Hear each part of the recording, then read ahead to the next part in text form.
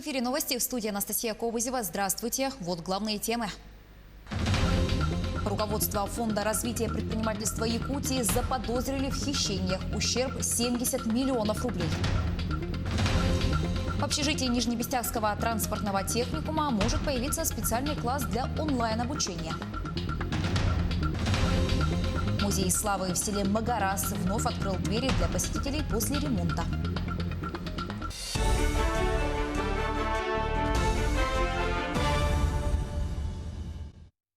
Уголовное дело по 3 статьям возбудили в отношении генерального директора Фонда развития предпринимательства Якутии и его заместителя.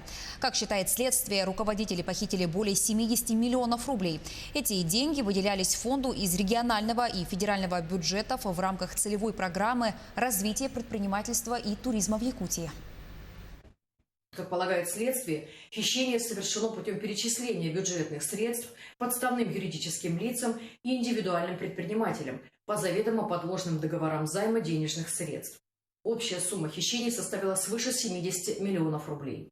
В последующем руководители фонда с целью придания правомерного вида владению, пользованию и распоряжению данными денежными средствами перечисляли их на счета аффилированных подконтрольных юридических лиц. Кроме того, данные лица незаконно получили от коммерческой организации денежные средства в сумме 200 тысяч рублей в качестве коммерческого подкупа.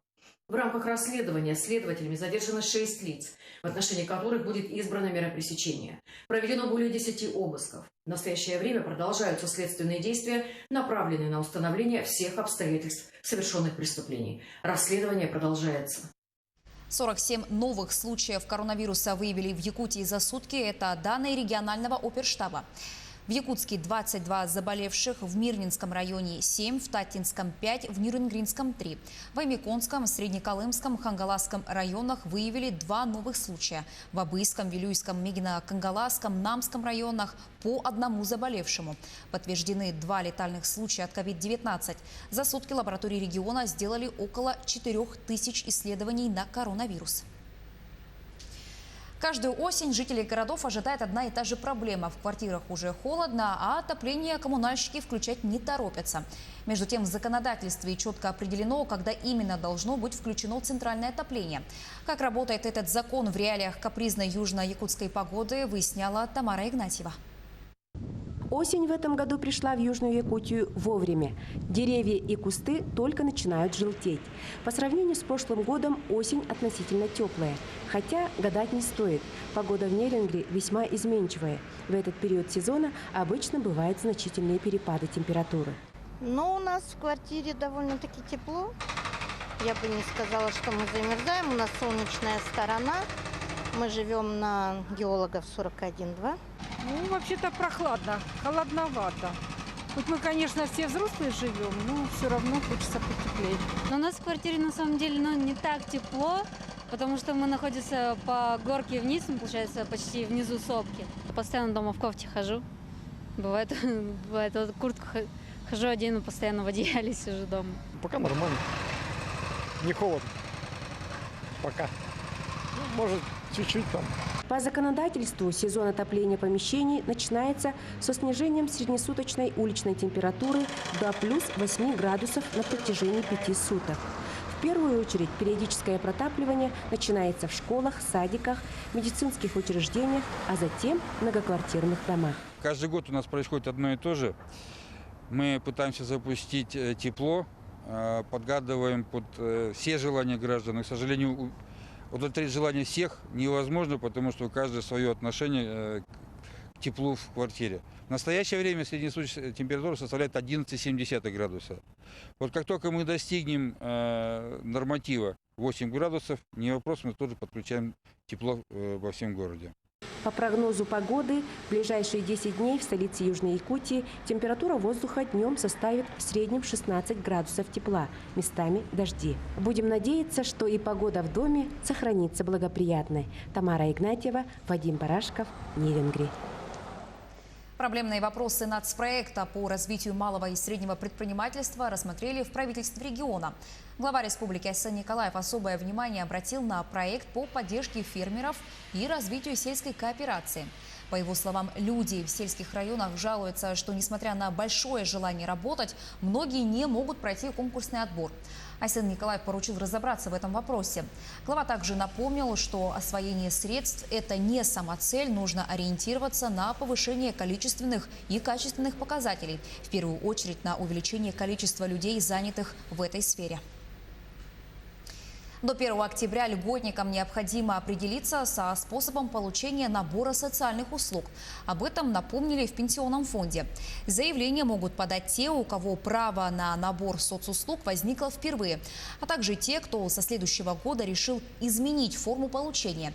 Если гражданин уже подавал заявление и не хочет менять способ, то повторно обращаться в Пенсионный фонд не нужно. Социальные услуги можно получать в натуральной форме или в денежном эквиваленте. Выбрать деньги можно как вместо всего набора, так и вместо одной из его частей. Заявление можно подать через личный кабинет гражданина, а также в клиентской службе ПФР через МФЦ. У первокурсников Нижнебехстягского транспортного техникума горячая пора. Пока студенты учатся дистанционно. В общежитии учебного заведения планируют открыть специальный компьютерный класс для такой формы обучения. Подробности у нашего корреспондента Артура Старостина. Заселение студентов в общежитие проходит строго по графику, разделены по группам. При входе в общежитие абитуриент предоставляет различные медицинские справки с места пребывания. Если по каким-то они причинам не предоставляют вот такую справку о контактах, то они сдают на ИФА. И после этих анализов могут уже заселиться. И 2 недели самоизоляции у себя в комнате. В общаге непривычно. У нас сейчас идет самоизоляция, ходить никуда нельзя, выпускают только 1 раз в день в магазин на 40 минут. При изучении истории руководствуются 2 подходами. У первокурсников техникума дистанционное обучение. В основном студенты для онлайн-пар пользуются смартфонами, а для этого у них есть возможность подключиться к сети Wi-Fi с бесплатной раздачей в общежитии. Всего 10 человек, где остальные? Некоторые еще не привыкли к дистанционному процессу обучения. Звуки, слышно. Скрипит, левые звуки, слышно. И неудобно, и непонятно, что там говорят. Ну а преподаватели сидят совсем рядом, то есть в самом техникуме, отправляют ссылки на подключение и начинают вести уроки. Через Zoom-платформу могут провести видеоуроки с 2 группами параллельно. У некоторых студентов связь довольно-таки медленная, но несмотря на это мы справляемся с этими проблемами, как различными мессенджерами, как WhatsApp. По специальности железнодорожного и автомобильного направления также имеются направления сварщиков машиностроения. По направлению специальной организации перевозок и управления транспорта – это дежурная подстанция, единственная группа, где проходит обучение девушки. Демонстрационные экзамены, то есть они не сдают, как традиционная форма, да, это защита дипломной работы, а они сдают демонстрационный экзамен, то есть воочию показывают своими руками свои навыки, чему они здесь обучились. В общежитии транспортного техникума для тех, у кого нет возможности обучиться онлайн, собираются открыть специальный компьютерный класс для дистанционного обучения. Артур Старостин, Мегино-Кангласский район.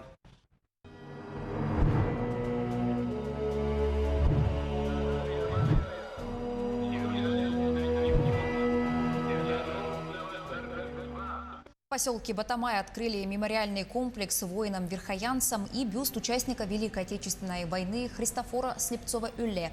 Участники торжественной церемонии возложили венки и почтили минутой молчания память погибших солдат. Якутяне стали участниками всероссийской акции «Диктант Победы». Свои знания по истории Великой Отечественной войны проверил и глава Якутии на площадке библиотеки имени Пушкина. Также диктант можно было написать в онлайн-режиме на сайте диктантпобеды.рф. Всего было 25 вопросов. Они посвящены знаменательным датам, событиям, военной географии, историческим личностям и художественной литературе. Глава Якутии отметил, что подобные акции воспитывают патриотизм среди населения. Я считаю, что участие в диктанте Победы и для меня очень важно, да и для всех участников очень важно, да, еще раз приобщиться к истории, еще раз ее вспомнить. Я историю Великой Отечественной войны и Второй мировой войны на самом-то деле неплохо знаю, так? Вопросы непростые некоторые, так? Многие для меня очень такие понятные. Посмотрим. Я считаю, что у меня сомнения только по одному вопросу есть, лично для меня, остальное я точно знаю, что я прав. Правильно ответил. Более 200 шедевров живописи отечественных мастеров 20 века. В столичном историческом парке «Россия. Моя история» открылась выставка «Память поколений». Первая подобная по концепции и масштабу. Одним из самых ярких визуальных решений на выставке стало внедрение спецэффектов в каждую картину. Так знаменитые произведения из статичного живописного изображения превратились в самостоятельные мини-новеллы. В числе картин на выставке будут представлены полотна из Фонда Национального художественного музея республики. Я бы хотел отметить, что в этой выставке мы реализовали такое межмузейное сотрудничество, что очень важно.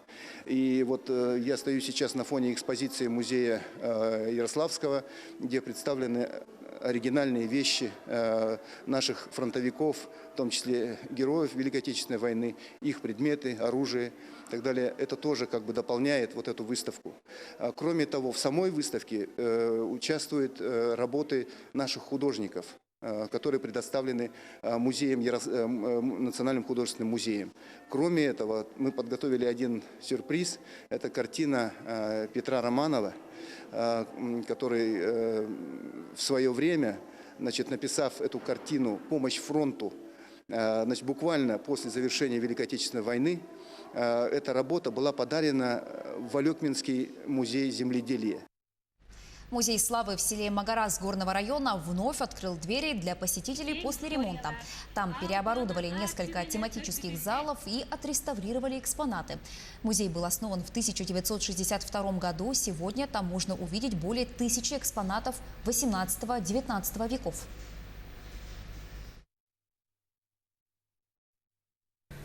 Сегодня распахнул свои двери музей славы в Аденунском наследии. Мы очень рады.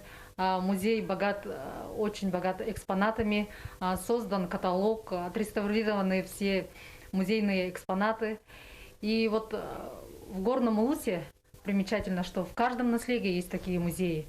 И мы хотим, возникла сегодня такая идея, что было бы отлично, если бы наши музеи объединить воедино, создать единый каталог и сделать как бы филиалом Республиканского музея. А если была бы поддержка со стороны республики, мы бы проделали такую огромную работу и сохранили бы наши экспонаты для наших будущих поколений. На этом пока все. Оставайтесь с нами.